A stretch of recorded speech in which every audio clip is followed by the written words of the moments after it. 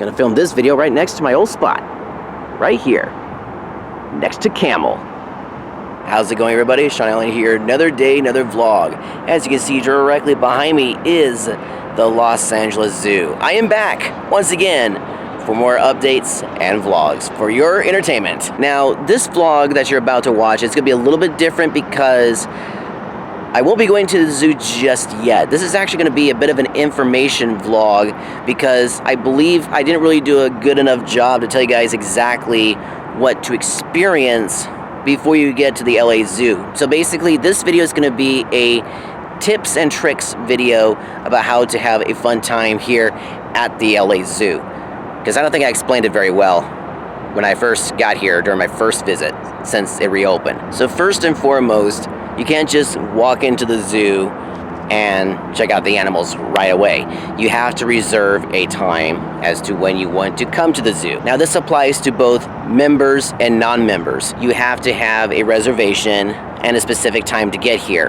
You can find this out on the Los Angeles Zoo website. The link is down below in the description of this video, and you'll see the different times. They will usually start about 10 o'clock to about 2 o'clock. The zoo is open from 10 to 5. Most of the time, like a lot of the days that I've seen so far have been booked. I was very fortunate enough to get today, October 1st, for a scheduled time to get here. So I would really recommend that if you guys want to get to the zoo at a certain time, check the days because they go by really fast. If you want to get here early, that can be a bit of a hassle because usually those times will be already taken. So 12 o'clock is usually pretty good because I'd say it takes about 4 hours to check out the entire zoo.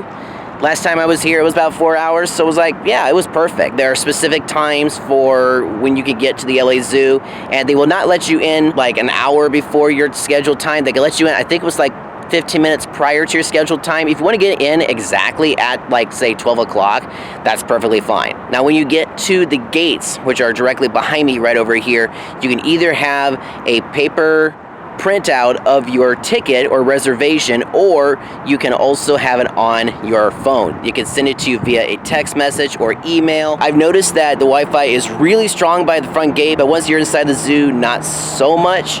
So just letting you know ahead of time that sometimes the Wi-Fi might not work as well. So if you have it on your phone, I would still recommend printing it out.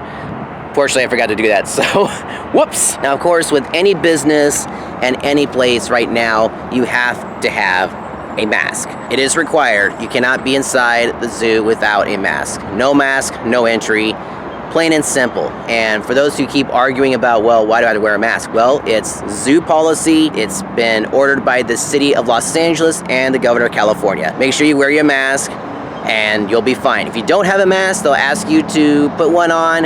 They can give you a special temporary one, but if you don't have a mask on, if you're seen without a mask, they'll either ask you to put on a mask or ask you to leave, and we don't want to have that happen, okay? This mask that I have, I actually got from Universal Studios Hollywood. It's actually a very thin material. I have some masks that I use for like gardening, and they're like a thicker material. I would not recommend them, especially if you're walking around out here for an extended period of time, because it can get pretty warm. In fact, that's a good segue now, because last time I was here, it was actually pretty hot. Right now, it's about 105 degrees.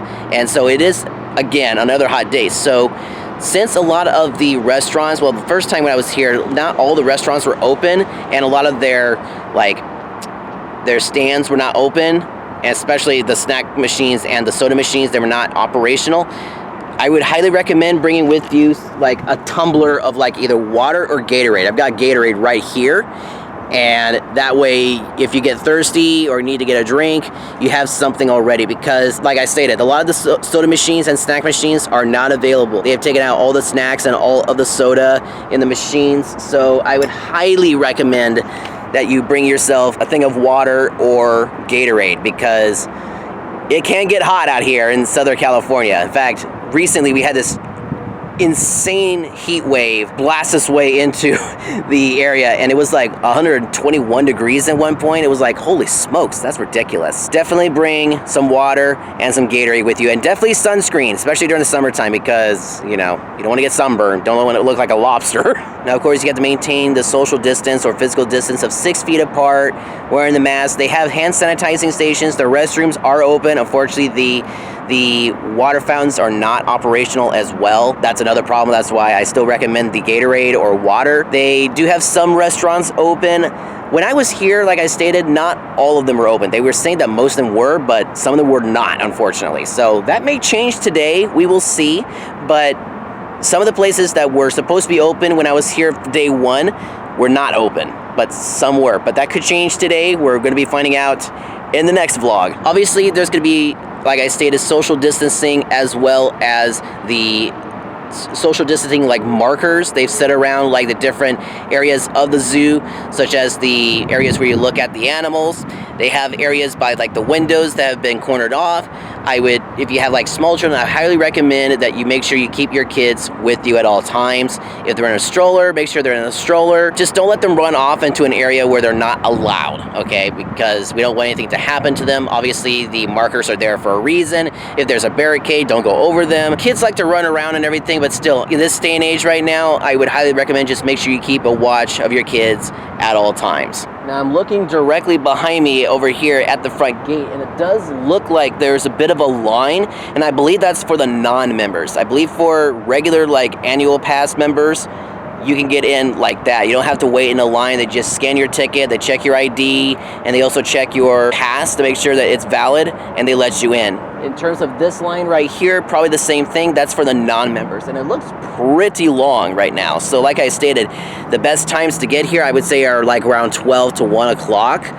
But, you know, that's up to you. If you want to get here at early, around 10 o'clock, you have to make sure you get that time reserved for you, because obviously a lot of guests want to get here early so they can see the animals right off the bat and have a good time here at the zoo. And I don't blame them. One last thing before I end this video. While you're here at the zoo, a lot of their exhibits are open except for like the indoor exhibits, like the lair, the Australia house. Some of their outdoor exhibits are not really going on at this time, like their exhibitions and all that. So if you're wanting to go into the lair to see the reptiles, unfortunately that is closed. So is the Australia house. That's in Australia. If you've seen my previous vlogs from my first day back here, you probably know what I'm talking about. But as of right now, those are closed. When they announce when they're going to be reopening, they'll probably say it on their website as well as Instagram and Facebook. So be sure to follow them for more updates. I think that's about it. So that's my tips and tricks video for you guys for the LA Zoo right now, currently. And let's see, today is October 1st, 2020. That could all change the next day. Things happen such that they have to change them periodically. So if something opens up or if something closes down, I'll let you guys know here on YouTube. But as of right now, everything that I know of so far is still in place. So there you go. On that note, thank you so much for watching, guys. Hope you enjoyed the video. If you liked it, hit the thumbs up button. It is greatly appreciated. Be sure to check out my other videos here on YouTube, as well as my other channels, the educational series, the design video series, and the travel town series. Don't forget, I have an entire playlist of videos from the Los Angeles Zoo. I got a ton of videos, guys. So if you want to see the videos, go and check out the playlist link down below in the description of this video. All right, thank you so much for watching, and seeing, as they say in Hollywood, still not in Hollywood, I'm actually at the Los Angeles Zoo. That, my friends, is a wrap. See you next time.